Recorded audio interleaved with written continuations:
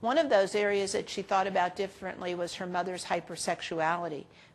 Nobody wants to think about their parents' sexuality. All of us think that we were the Immaculate Conception. Our parents couldn't have possibly have had sex.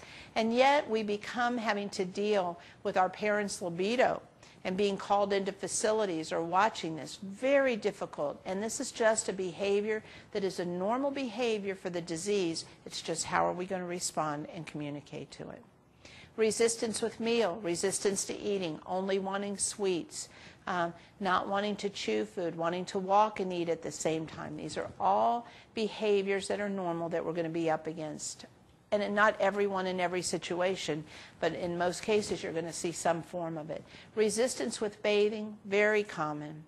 Hoarding, stealing, is it really stealing? We're going to look at that in a moment.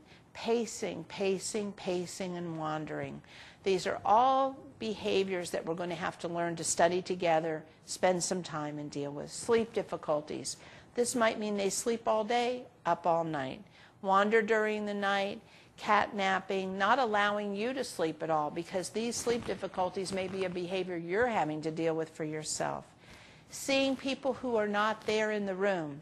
And I hope that I have a few minutes at the end of the program to talk with you a little bit about validation and recognizing that we have to validate that this is real to the person. We'll talk back.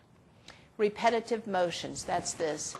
Constant tapping or doing something all the time, can be very annoying to caregivers, and until we understand that this is an unmet need, very difficult.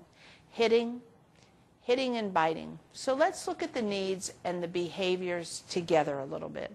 Again, remember that today I'm not able to take questions from you live, but as this program is being recorded, if you want to ask any questions, you want to come back or make comments, I want you to feel comfortable to do so.